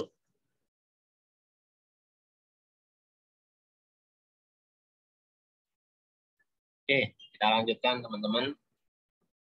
Ini tadi terkait dengan WARA. Ini rumusnya seperti ini, WARA ya. Nah, untuk WARA ini teman-teman ada yang mau tanya nggak sebelum saya lanjutkan lagi? Masih ngikuti ya? Oke, yang berikutnya adalah return on NTAV. Return on NTAV ini rumusnya return on NTAV. Ini ada dua. Secara Menkeu, manajemen keuangan, ini rumusnya adalah net income dibagi dengan NTAV-nya, net tangible asset value-nya. Inilah secara Menkeu. Secara penilaian, ini biasanya menggunakan borrowing capacity. Nah, dalam melakukan penilaian, biasanya penilai itu lebih cenderung menggunakan borrowing capacity untuk menghitung return on NTAV. Nah, borrowing capacity sendiri ini sudah ada di kertas kerja versi beta. Oke, saya buka dulu kertas kerjanya. Nah, ini kemarin sedikit saya singgung terkait kertas kerja versi beta ini ya teman-teman ya. Bagaimana sih cara mencari borrowing capacity? Dengan rumus WACC yang tadi, hanya diganti bobotnya. Bobotnya menggunakan borrowing capacity. Gimana cara nyarinya? Buatlah atau identifikasilah jenis aktiva yang bisa diagunkan di bank. Contoh piutang, persediaan, dan aset tetap. Untuk piutang, ada istilahnya piutang tak tertagih. Kalau piutang tak tertagihnya 5%, nah biasanya perbankan akan membuat tambahan risiko dan tambahan margin untuk keuntungan perbankan. Kalau dia misalnya tak tertagihnya 5%, maka yang akan digunakan sebagai borrowing capacity atau bank akan menggunakan default. Return-nya 10% atau yang bisa diagunkan 10%. Sehingga borrowing capacity-nya 100% dikurangin 10%, itu dapat 90%. Begitu juga dengan persediaan. Defect rasionya 0. Walaupun defect rasionya 0, bank tidak akan mungkin memberikan agunan semuanya, 100% tidak. Defaultnya perbankan minimal akan memberikan plafon 10% dari nilai asetnya. Sehingga defaultnya persediaan juga 10% dari nilai 100% atau borrowing capacity-nya 90%. Atau plafon yang bisa diberikan maksimal 90%. Sementara untuk aset tetap, karena ini sudah ada aturannya di perbankan atau di BI terutama, apabila teman-teman mau membeli rumah dan bangunan atau tanah dan bangunan, itu teman-teman diharapkan punya DP atau down payment sebesar 30%. Sehingga yang bisa ditanggung perbankan hanya 70%-nya untuk aset tetap. Nah, ini default ya.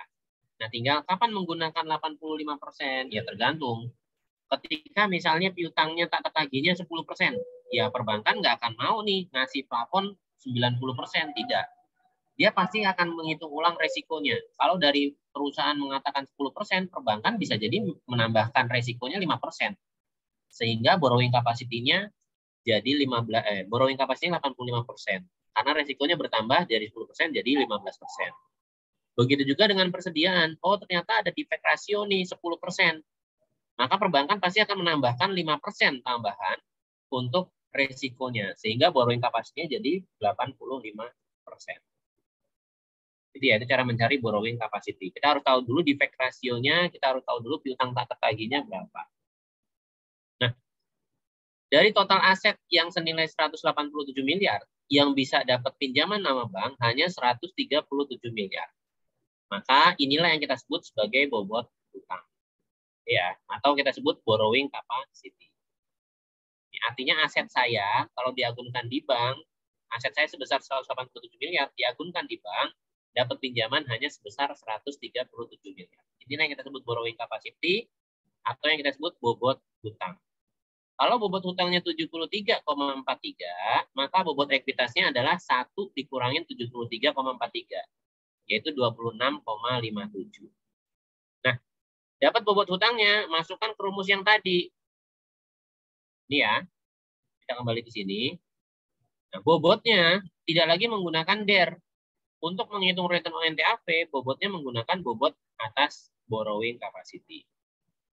Ya, kita kembali ke atas kerja beta. Nah, ini cost of equity-nya menggunakan cost of equity yang tadi ya, yang kita peroleh, cost of debt-nya juga yang kita peroleh. Yang membedakan adalah hutang, bobot hutang dan bobot ekuitasnya menggunakan hasil dari borrowing capacity. Sehingga WACC di sini dengan rumus WACC diperoleh 8,87%. Inilah yang kita sebut rate of return on net tangible asset value. Rate of return on net tangible asset value. Inilah ROR on NTAP atau return on NTAP.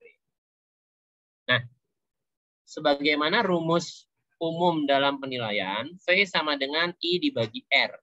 I adalah income, R adalah rate of return. Oke. NTAP ini adalah value.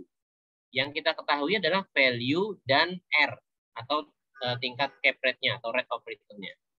Maka yang akan kita cari adalah I-nya. Berapa income-nya? Income sama dengan value dikali dengan R.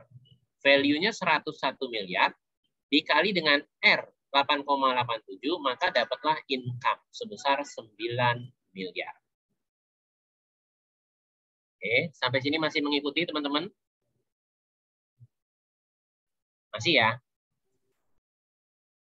Oke, saya lanjut ya. Dapatlah 9 miliar. Nah, habis itu kita hitung free cash flow nih. Free cash flow to firm adalah free cash flow yang diperuntukkan untuk debitur dan pemilik modal, debt dan equity. Ingat ya, Free cash flow to firm adalah free cash flow yang diperuntukkan untuk debt dan ekuitas.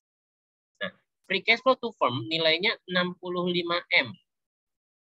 65M. Ini nilainya ya. 65M ini merupakan sebagian merupakan kontribusi dari hutang, struktur modal, sebagian merupakan kontribusi dari ekuitas.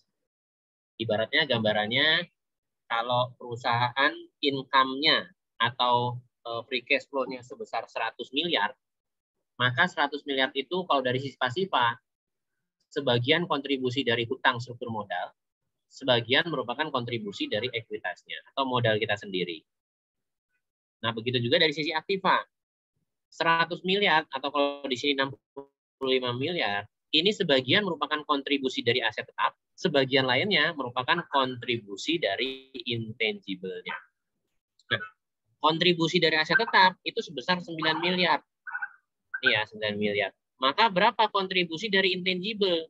65 miliar dikurangin 9 miliar. Dapatlah 56 miliar. Ini adalah yang kita sebut income of intangible. Inilah kontribusi dari intangible-nya. Ya, inilah income dari intangible-nya. Bagaimana cara menentukan return on intangible? Yang berikutnya, return on intangible untuk menentukan rumusnya sangat sulit. Tidak ada satu referensi pun yang menyatakan formula atau rumusan cara menghitung intangible. Beda intangible, maka beda cara perhitungan rate of return-nya. Ingat ya, beda intangible, beda perhitungan rate of return-nya. Sehingga banyak sekali rumus-rumus bertebaran untuk menghitung rate of return on intangible. Nah, dalam penilaian bisnis, paling mudahnya kita mengasumsikan bahwa WACC sama dengan WARA. Ingat ya, rule of thumb yang pertama. Rule of thumb yang pertama. Teman-teman bisa lihat di sini. WACC sama dengan WARA. Nih ya, kita anggap WARA sama dengan WACC. 11,51 atau 11,52 pembulatannya. Dengan rumus ini, kita breakdown. Atau kita balik rumusnya. WARA sama dengan return on tangible dikali weighted on tangible ditambah RITA dikali weighted of intangible. Dari rumus ini kita balik. RITA atau return on intangible asset itu sama dengan WARA dikurangin return on tangible kali weighted on tangible dibagi weighted on intangible. Ya, sehingga dari rumus ini didapatlah nilai RITA atau return on intangible atau ROIAF, return on tangible asset value itu sebesar 12,9. Kita ketiklah di sini 12,09. Oke. Lihat ya, ini jadi sama. Oke, 12,09. Kalau income-nya 56 miliar, income dapat. Rate of return-nya dapat 12,09. Berapa V-nya? V sama dengan I dibagi R. Maka 56 dibagi 12 miliar. Dapatlah nilai intangible yang kita sebut goodwill 466 miliar. Inilah yang kita sebut goodwill atau intangible asset value, big pot theory of goodwill. 466 miliar. Nah, dari sisi pasifa, nilai entitas bisnis adalah nilai ekuitas plus struktur hutang modalnya. Dari sisi aktiva, nilai entitas bisnis adalah nilai dari aset berwujud ditambah nilai intangible-nya. Masih ingat ya, itu pertemuan pertama sekali atau kedua saya lupa, itu pertemuan awal-awal banget. Nah, di sini indicated value of enterprise value ini nilai intangible ditambah nilai tangible-nya yang 101 miliar tadi. Dapatlah 568 miliar. Inilah indicated enterprise value. Dan perlu teman-teman ingat juga, ketika kita belajar penyesuaian dan normalisasi, semua aset-aset non operasional dikeluarkan terlebih dahulu. Ketika nanti sudah dapat nilai dari perusahaan, baru ditambahkan. Nah, nilai perusahaan udah dapat nih indikasinya 568 miliar. Baru kita tambahkan dari aset-aset non-operasional yang kita keluarkan sebelumnya. Di sini aset non-operasional yang dikeluarkan sebesar 61 miliar. Oke ya, 61 miliar. Sehingga dapat total nilai perusahaan sebesar 630 miliar. Nah, sampai di sini Sama kayak kemarin, 630. Kalau mau ngitung ekuitas gimana? Kurangin dulu hutangnya. Hutangnya berapa? 98 miliar misalnya. Nah, kurangin dulu hutangnya 98 miliar. Maka indikator nilai 100% saham sebesar 532 miliar. Oke ya. Nah, ini per lembarnya berapa? Ya hitung dulu jumlah lembarnya berapa dibagi jumlah lembar sahamnya. Berapa persen? Ya kali berapa persen yang mau nilai. Tambahkan atau kurangi dengan the log dan the log. Oke. Inilah cara menghitung dengan menggunakan excess earning method. Menggunakan capitalize ya ini ya, capitalize excess earning method. Oke, sampai sini ada yang mau ditanyakan? Silakan. Karena berarti capitalize excess earning method sudah selesai saya jelaskan. Silakan ada yang mau ditanyakan teman-teman? Mas Yuda? Belum ada Pak kalau saya. Oke, belum ada. Yang lain nggak ada? Nggak ada? Oke, nggak apa-apa. Kalau nggak ada berarti aman ya. Nah, karena saya sudah menjelaskan tadi ya, capitalize excess earning method, dan teman-teman besok libur ya kita ya, minggu besok ya, bener ya?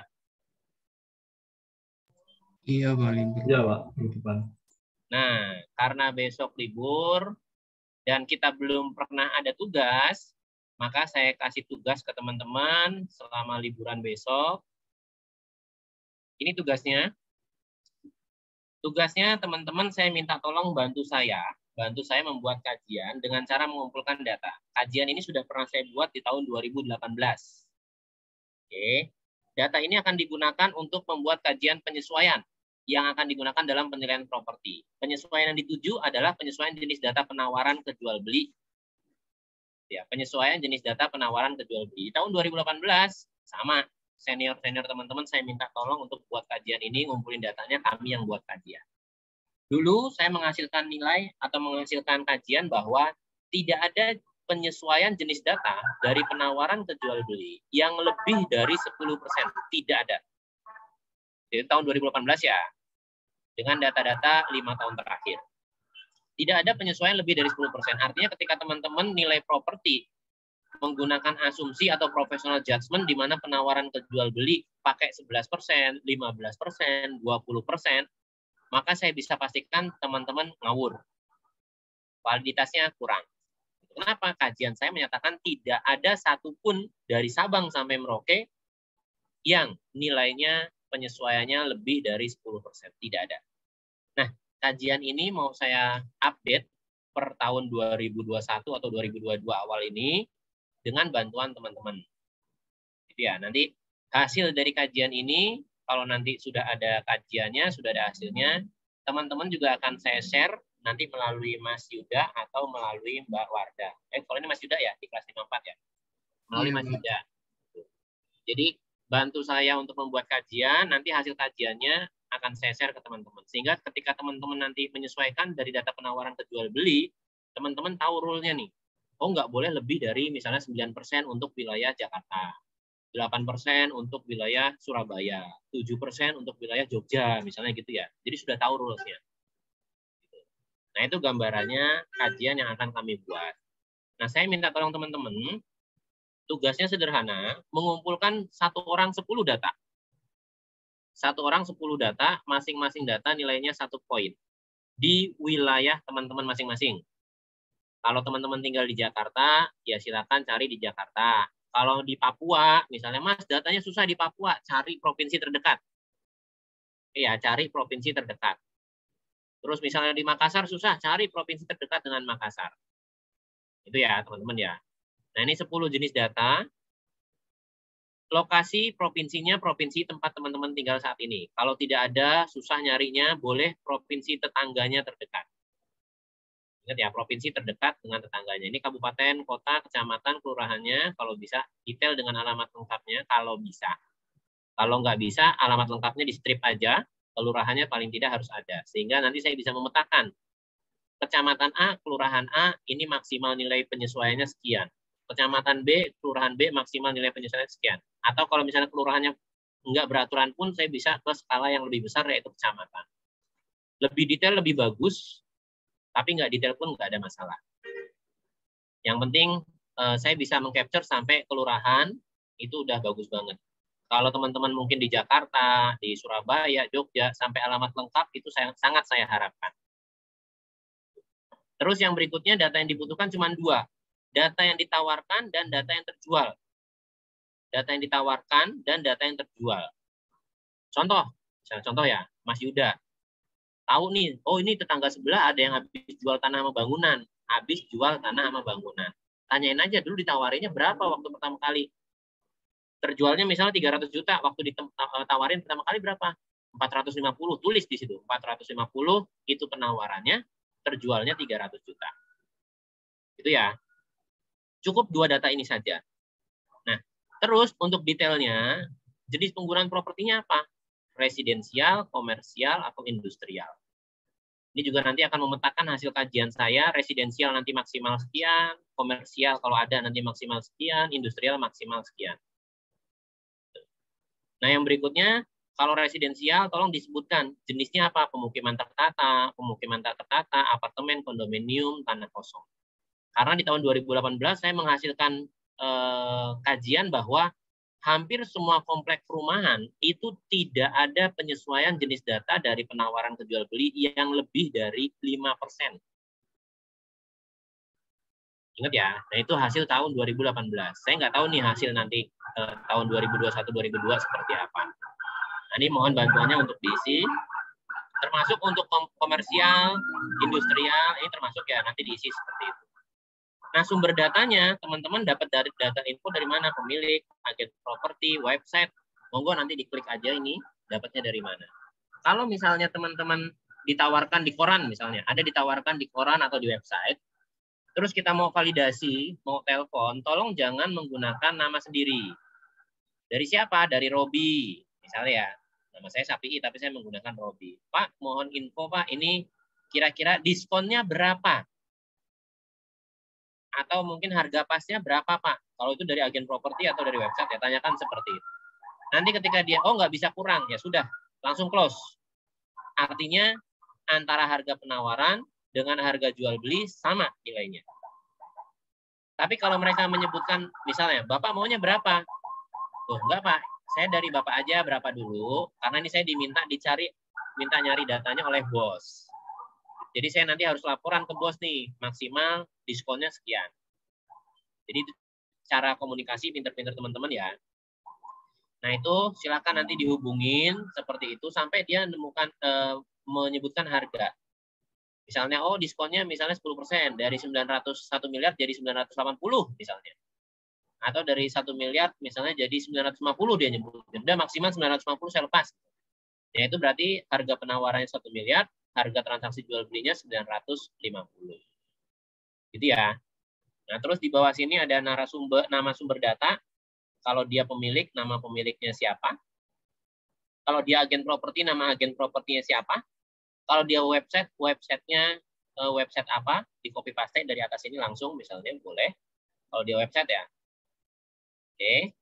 Ini mungkin biar panjang kalau website saya kasih jawaban paragraf. Nah, terus di sini kalau ada nomor teleponnya apa, alamat websitenya silakan di-copy lagi kalau dia dari website. Kalau di website dan itu dari agen properti dari online, maka agen propertinya namanya siapa, cantumkan di sini. Di sini juga cantumkan nomor telepon agen propertinya kalau memang itu dari agen properti di website. Biar saya juga nanti bisa konfirmasi, bisa validasi. Terus jangan lupa screenshot dari websitenya. Ini screenshot dari websitenya. Yang terakhir nama kontributor adalah nama teman-teman. Sebisa mungkin namanya lengkap. Mas Yuda Idam Prayogo Barus. Lengkap. Dan NPM, nomor pokok mahasiswa teman-teman. Gitu ya. Kalau nanti untuk yang penilai, fungsional penilai DJP, nanti gunanya pakainya NIP. Terus ini jangan salah ketik nih. Kelas atau pekerjaan. Karena kuesioner ini tidak hanya saya bagikan ke teman-teman, tapi juga nanti saya akan dibantu oleh fungsional penilai se-Indonesia yang jumlahnya 400 orang. Gitu. Sehingga kajian saya insya Allah akan valid. Jadi ya, karena jumlahnya 400 ditambah teman-teman 60 ya, 30 tambah 58, 60 lah ya.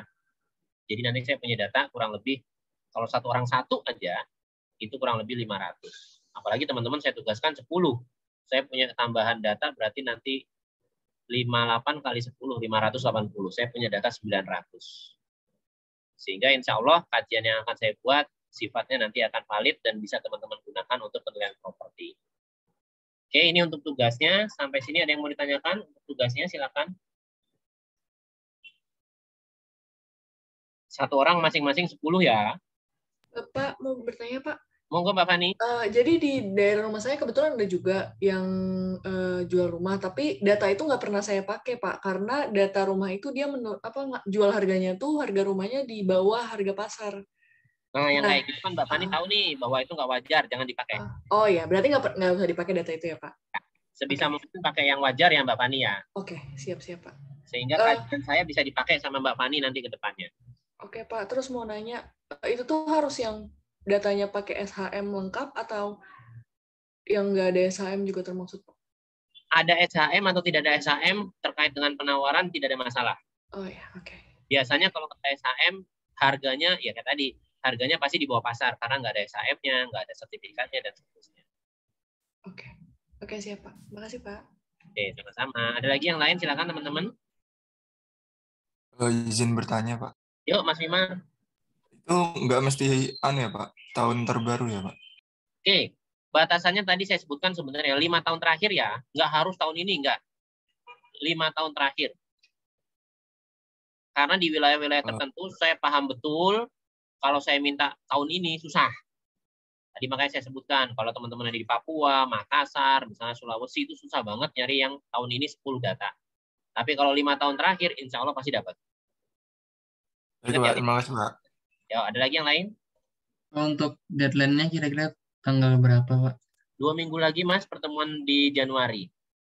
Oh, berarti pas pertemuan setelah liburan gitu, Pak? Betul. Oke, Pak. Oke, ada lagi yang lain? Cukup? Oke, kalau cukup untuk pertemuan hari ini juga mungkin saya cukupkan. Terima kasih teman-teman ya atas kesempatannya, atas bantuannya, walaupun belum dikerjakan, tapi saya ucapkan terima kasih dulu.